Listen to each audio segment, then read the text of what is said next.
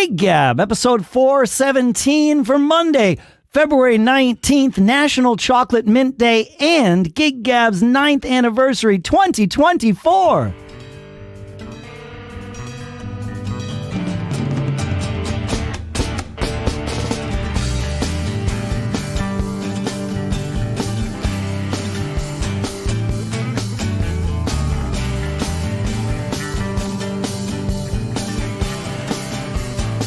Greetings, folks, and welcome to Gig Gab, the show by, for, and about working musicians. Sponsors for this episode include Bandzoogle.com, where promo code giggabEPK gets you 10% off the first year of their new EPK plan subscriptions. We'll talk more about that in a little bit. For now, here in Durham, New Hampshire, I'm Dave Hamilton. And once again, here in Tacoma, California, it's Paul Kent. Hey, man, it's good to have you back, man. I know, it's been a couple months. I think this is the longest we've gone without talking to each other in like 25 years. That's possibly true. Yeah. I hadn't even thought about that. We've texted each other, as things have happened. But yeah. Huh. Well, go figure. Here we are. Here we are. Yeah. Happy anniversary. Happy anniversary to you, my friend. Yeah. Good stuff, man. Good stuff.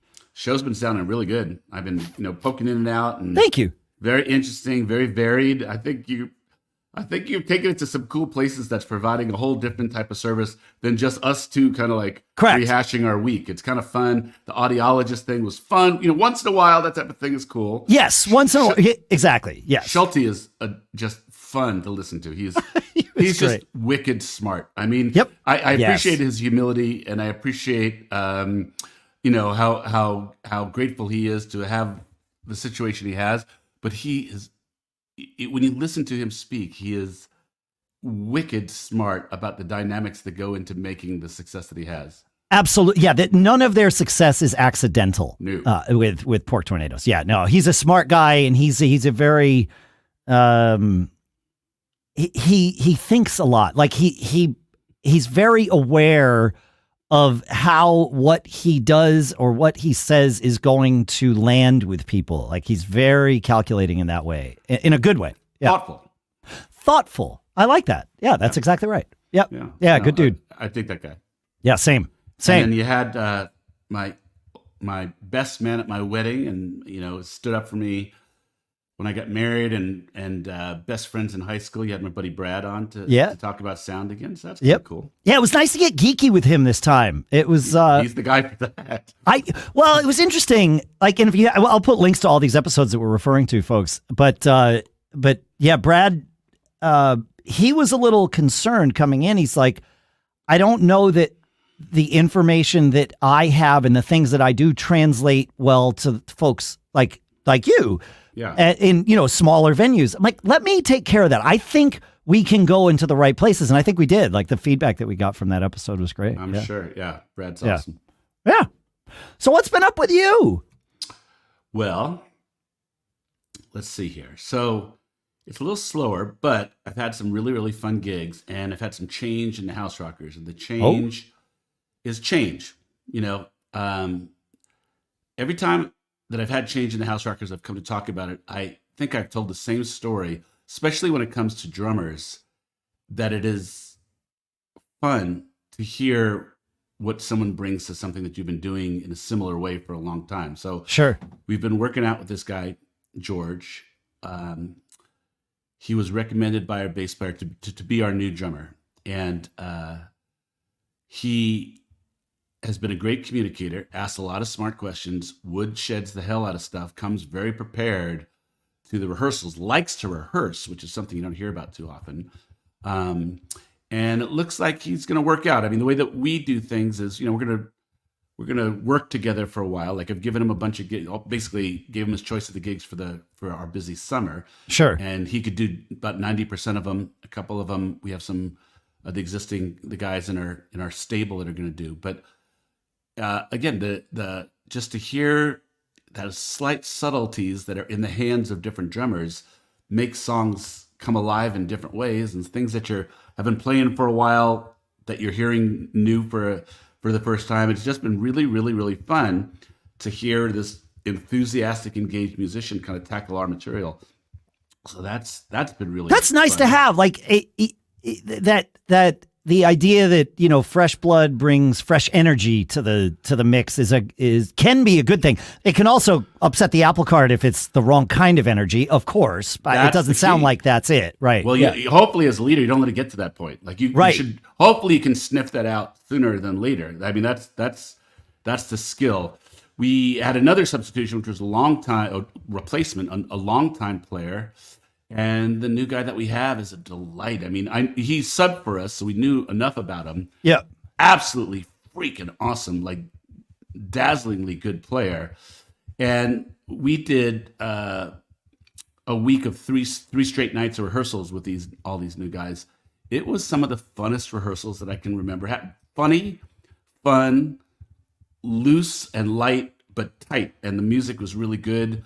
And everybody, maybe we benefited from low expectations, but it was just such a good time, and the music sounded so good, and you know, it was really fun. We then did our first gig of the year, Oh, or actually our second gig of the year, but it was a pretty big gig at a really, really nice club, and we used Russ, who had been our drummer for a while, for that. I remember. Yep. Yeah, Okay. and again, it's funny, you know, be careful. Change scares the poop out of me, or it used to.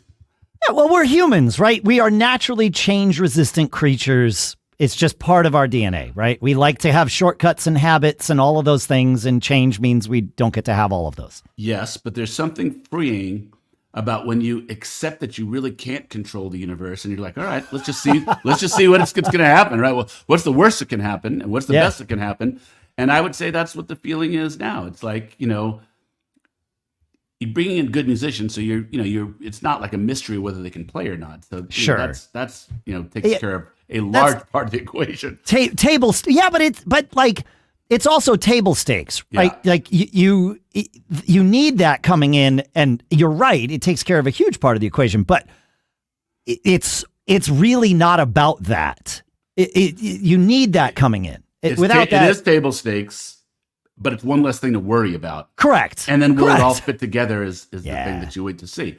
Yeah. And, you know, some of this I think might be, I mean, I'm not saying I did anything purposely right, but literally not stressing it as much and just letting it organically happen and hearing what it sounds like and dealing with it. You know, I think maybe my guys knew that I'm not wired that way typically. And so like, what's all going to do here? I don't know. I mean, but in any case, like I said, we had 3 really fun nights, like a great hang, great playing.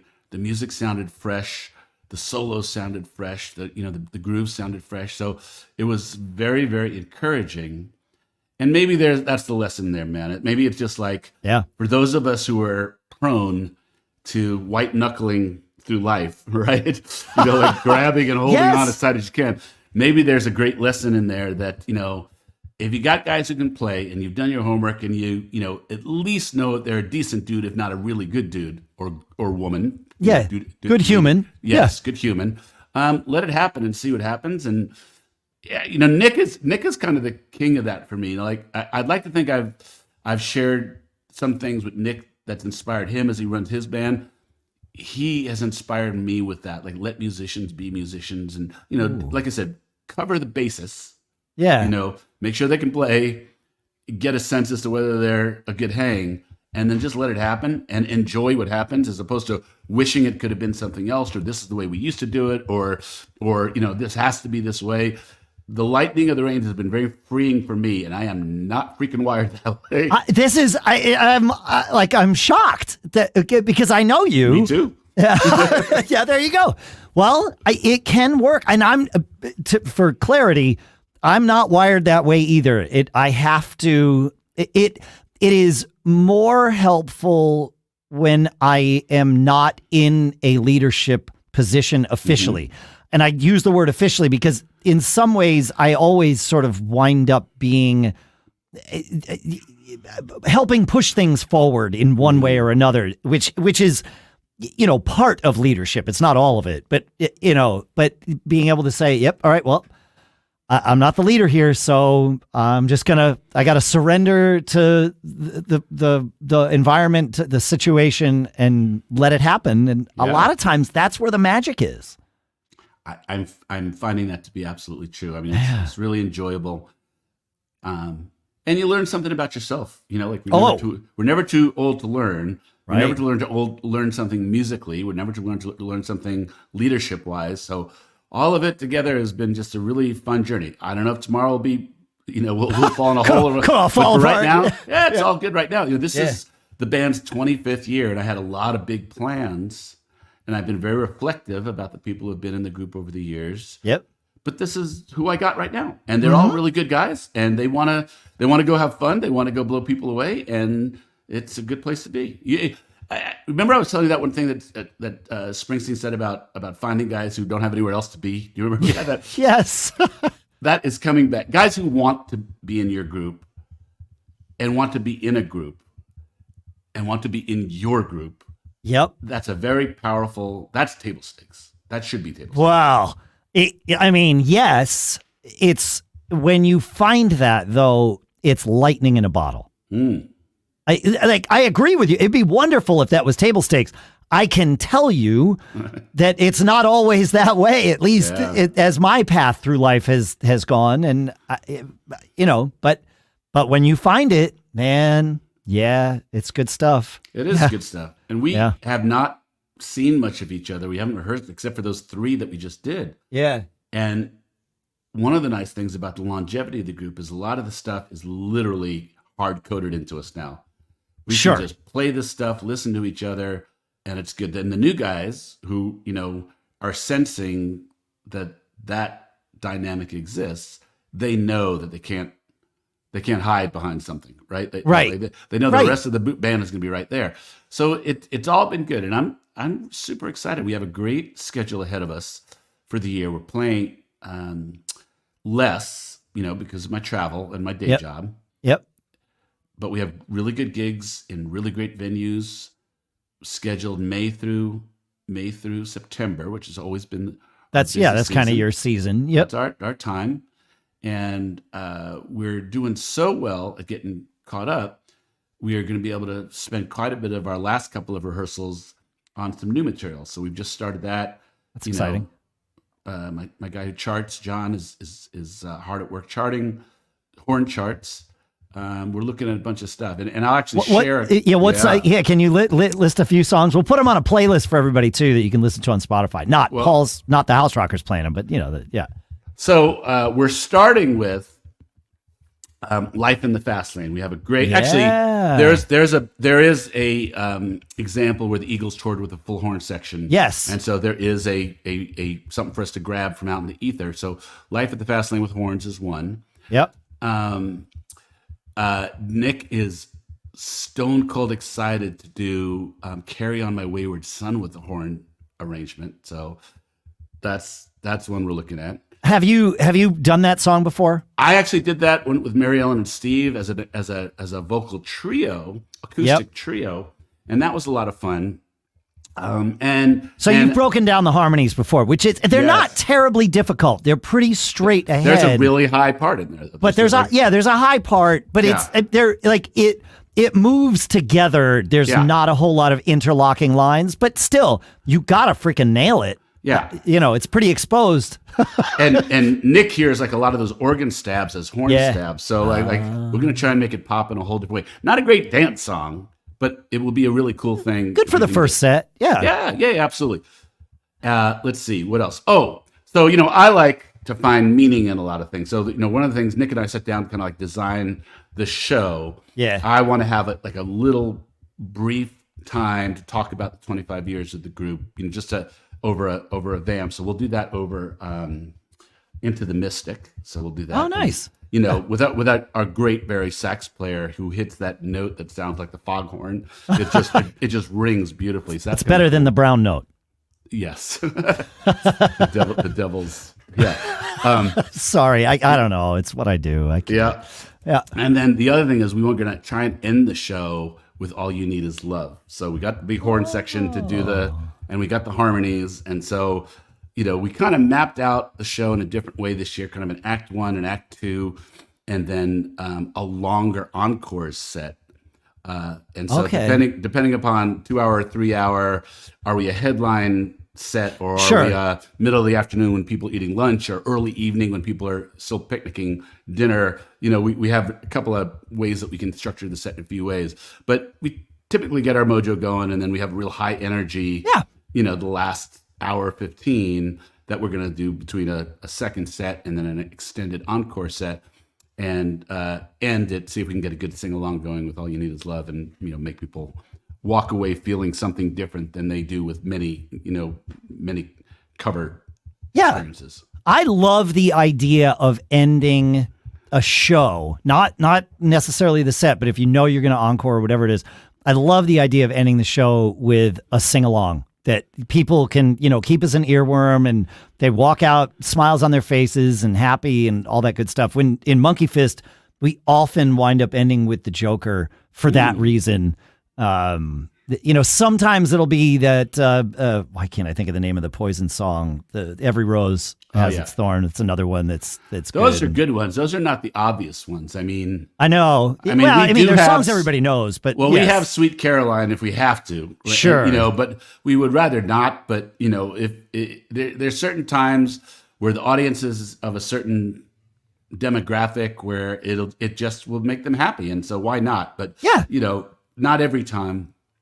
But I think All You Need Is Love will be a really, really cool and interesting one. So looking forward to making that happen. All right, folks, is your website looking more vintage than vinyl? Well, let's spin that around with our sponsor, Bandzoogle. Bandzoogle's been rocking the web scene for 20 years, making it a breeze for artists to create stunning websites and online stores. Now, they're hitting the high notes with a new EPK plan. Think of it as your music career's digital spotlight, ready in minutes. From customizable templates that scream you to electronic press kit essentials like music players, gig calendars, and press quotes, it's all there. Imagine embedding videos where you're actually in tune and showcasing images that don't look like they were taken with a potato. With Bandzoogle's award-winning support, it's like having a tech guru in your band minus the ego clashes. And here's the set list. The EPK plan starts at a solo $6.95 a month. And for you Gig Gab listeners, we've got an exclusive encore. Slide over to bandzoogle.com, jam with a 30-day free trial, then use our promo code giggabEPK, all one word, GIGGABEPK, to score 10% off your first year. I know, that's the sound of savings, folks. And our thanks to Bandzoogle at bandzoogle.com with promo code giggabEPK for sponsoring this episode. All right, so you touched on something that has been kind of top of mind for me. You said you have this drummer who likes to rehearse, and that's rare.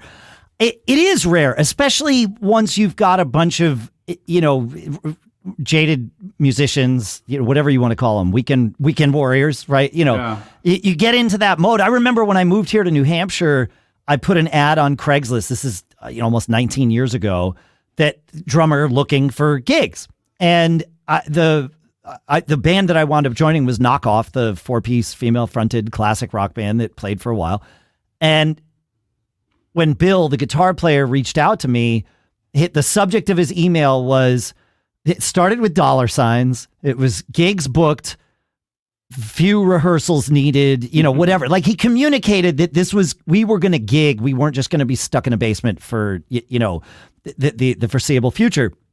And sure enough, that's how that band was. I mean, we rehearsed a couple of times to get up to speed, but then that was it. Like, I think after those first 2, maybe 3 rehearsals we did, I don't think that band ever rehearsed again. And if we added new songs, it was just, throw them out there.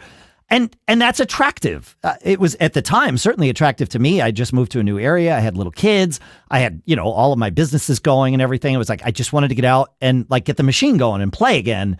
And it was perfect. But the last few months, we haven't been, it's wintertime. So gigs for us are also kind of, for both bands, actually all 3 bands, Monkey Fist, Fling, and Bitter Pill, are all kind of in low gear. And, so I've been playing some, but not as much as I would say May through September. And with Bitter Pill, especially, there's been a lot of songwriting happening and all of that. And I've really been like missing rehearsal. And we had a Bitter Pill rehearsal yesterday, and it was spectacular. It was so good to get together. It took me a while to learn. Every band's rehearsal style is different. Fling, we get together and like we're productive from maybe minute 15, right? Like we'll chit chat, we'll do like the little hang thing, and then it's like, all right, let's just go. And Russ is a fantastic taskmaster, and he just like runs us through it, and it's great. Bitter Pill is not that band. It takes us probably an hour to get up to speed, caught up with each other. We'll mess around a little bit as people are like tuning their instruments. We'll play like stupid songs or whatever. But and therefore we need longer to schedule. We need to schedule rehearsals for longer. Like Fling, a 2-hour rehearsal can be super productive. For Bitter Pill, it's more like a 4-hour rehearsal is what that's the block of time we need. But once I learned that and stopped being frustrated for the first hour that we weren't starting, and I realized, no, we actually have started. This is how this band rehearses. Yesterday, I knew it coming in. I've known it for a little while now, but I knew it coming in. I was like, okay, well, we're going to get together at 11. Probably won't really start working on stuff until noon or noon 15. And that's just how this band functions. And it functions well that way. Yeah. And it was great. And I've been looking forward to rehearsal recently. I think partially because I haven't been playing as many gigs out, but also rehearsal gives you the opportunity to do things. It's not just like, well, we need to get ready for this gig on Friday, and it's right. Only about that. We don't have a gig on Friday. We're just getting together to learn new songs, maybe make some tweaks to existing tunes and work out some different things, and just to enjoy time together. And it like yesterday's rehearsal was super productive, but it was also just great to just hang and kind of be a band. Yeah. No, I totally know where you're coming from. We have, I have shortened our rehearsals in an effort to get it more focused, not put too much on the new guy's plate also, right? Like you can't imagine, right?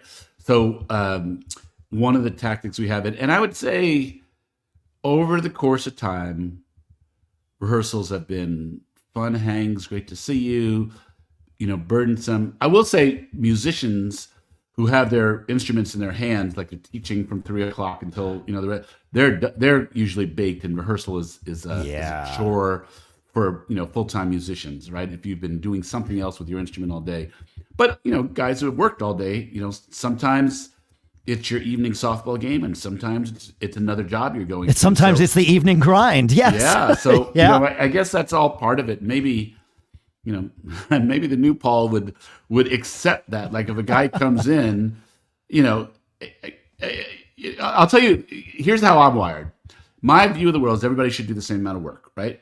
So it would make me grouchy if I busted my butt to have X amount of songs prepared for rehearsal and someone else didn't put in the time, because I would have liked to have had that time back. And also as a leader, I'm always watching to see if those other two guys are noticing the same thing. And they're like, well, why did I put the time in? Right. So this kind of thing, you kind of watch and you're kind of managing the dynamics of that type of stuff.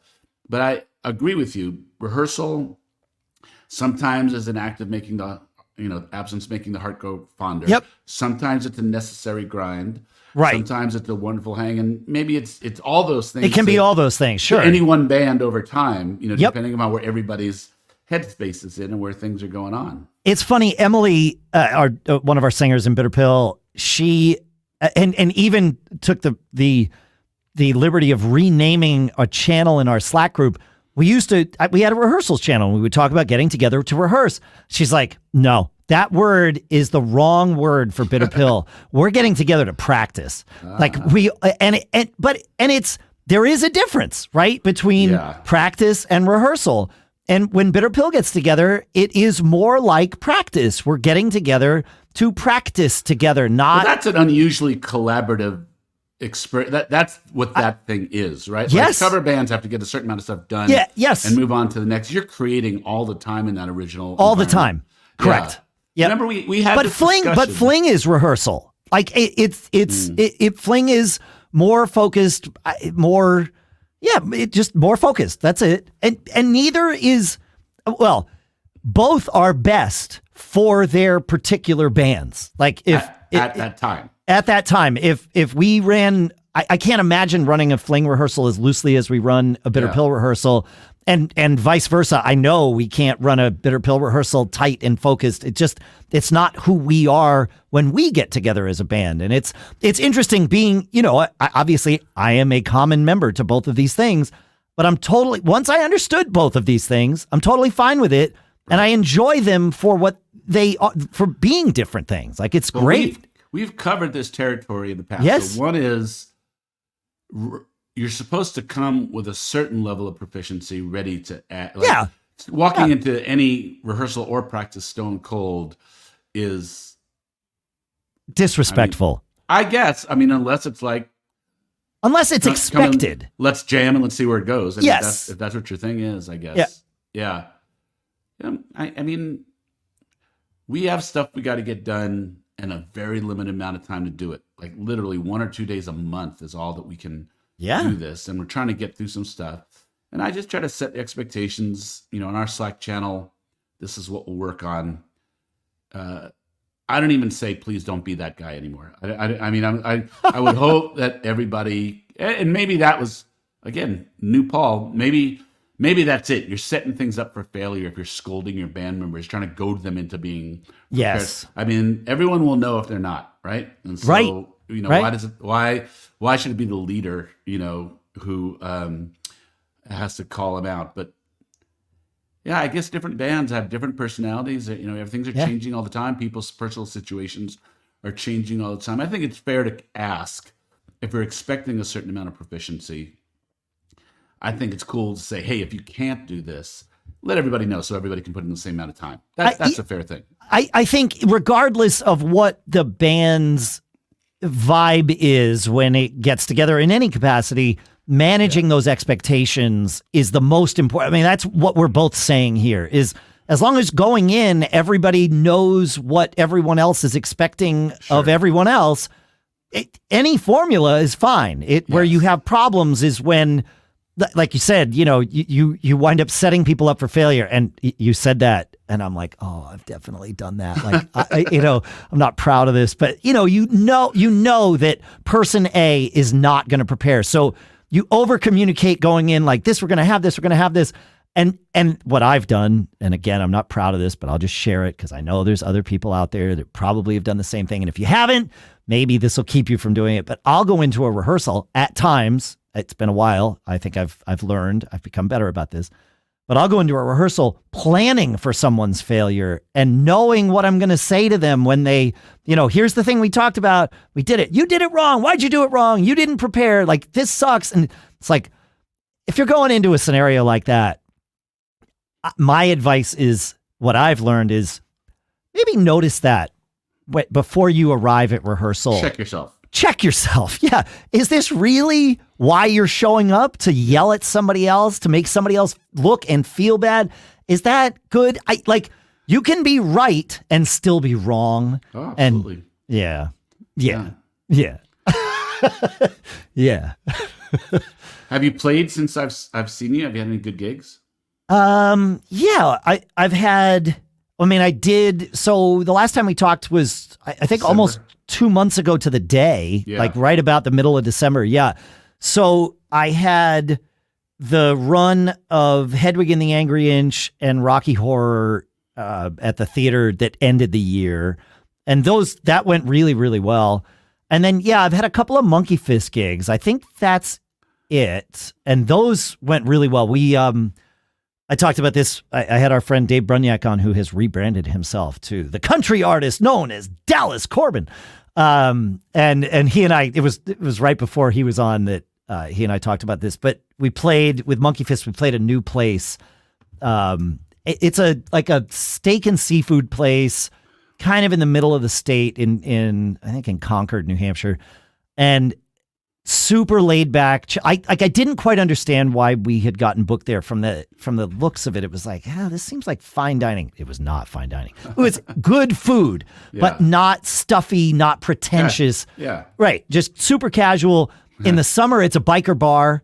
And so it kind of has that crowd or that vibe all the time where it's just salt of the earth, people that want to come out and have a good time and enjoy music and enjoy their friends. And again, like as unpretentious as it could possibly be, went over really well there. Sounds fun. It is. I love places like that. Like like driving there, I'm like, I hope they don't like throw us out halfway through the night. Why are we booked here? Then I pulled into the parking lot and I was like, oh, I get it now. I see what this place is. Okay, this is where I want to be. Yeah, it's for Monkey Fist. It is the perfect vibe. So, and we had a really good night there. Good. We even had an actual encore. Like we had turned off the PA and the people were. And we were, 2 minutes over. I think we were supposed to play 7 to 10 or something. So it was like 10:02 or something. It was like, thanks, going on. Good night. Turned off the PA and people started chanting for encore. It was like, well, we've already played every Rose and the Joker. Now what do we do? Yeah. So I think we played, I remember telling Dave what we did and I forget. It was something heavy. It was, cumbersome. We played.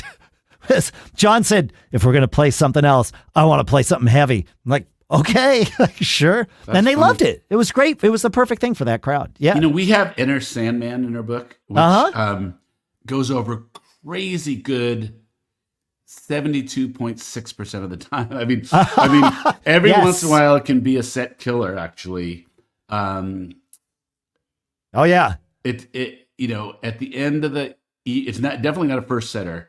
And it's a second setter, and it essentially is the same. It's not a sing along, but it's a it's a rockin' tune. Yeah. So that one is hard, and sometimes we'll find at the end of the night that we still have it in the bag. That's comes in handy. It comes in handy for that when it's sweaty and everybody kind of wants that, like that wine. One more, yeah. Yes, but we used to play that in Chafed. And it had to be at the right spot in the set. The crowd needs to be ready for it, for sure. Yeah. We also played Sober by Tool, which also needed to be like at the exact, like it was, when it was at the right spot of the set, it killed. And when it was in the wrong spot of the set, it killed the set. Like, you know what I mean? Like, sure. Yeah. So, yeah, good stuff. That episode I think it was last week. I've been recording out of order because I'm traveling. By the way, next week, folks, I wasn't going to put out an episode because I'm away, but Dan East reached out and he had a whole list of things from NAMM. So we did a NAMM debrief. Now, I know last year's NAMM debrief was kind of like the ADD fest to beat all ADD fests, and it was really off the rails a lot. And there was value in it, but I didn't leave that episode feeling like I got a sense of what it was like to be at NAMM. This one that's going to come out next week, I absolutely got that. Like I walked away from that recording being like, oh, I totally understand what it would be like to be at NAMM. Everybody's experience is going to be a little different always, but I really like. I encourage you folks to listen. I think Dan really like nailed it. So there's that. Last week I talked to Mike Schulte, and he talked about that flyaway gig. Did you hear that segment? I did actually. The only thing that's been ringing in my ears since there were many things, but I was like, $500 a day in per diem. I don't think Hollywood actors get $500 a day per diem. I was talking to my wife about this, right? Because he broke down $19,000 of logistic or incidental costs before they got their performance fee, which he did not articulate what that was on top of that $19K. But flights, hotels, all of those things. But yes, one of the things was that $500 per person per day per diem, and which is what per day means. I get that. I was talking to Lisa about it, my wife, and I'm like, I asked him to clarify that because it seemed wrong. I knew there were 5 guys. Was it $500 for the band per diem? And he said no. And I don't think he was wrong on this. And then I said to Lisa, I said, he has to, every one of them has to leave their lives behind, for 3 days, right? Like that's how this works. They can't just, they're not local to this gig. This company wants to bring them in halfway across the country to do this gig. So they have to leave 3 days behind in order to do this performance that if they had been hired locally, they would just do the performance and then be able to go home and come from home. Like, so they wouldn't be carving out 72 hours of time. They'd be carving out 8. And so I think that's, at least in my head, how maybe their agent justifies this per diem is like, look, we got to bring these people. Well, then it sounds cheap because I would have. That's what I'm saying. Days. Then I would have baked my 3 days away from other gigs and other things or whatever into my performance fee. Yes, and the per diem would be what I would traditionally think of as a per diem. But right, I love, we were saying how cool Mike is. Like he's like, don't you have local bands that can do this? I mean, I thought that was the answer brilliant. is of course yes, always.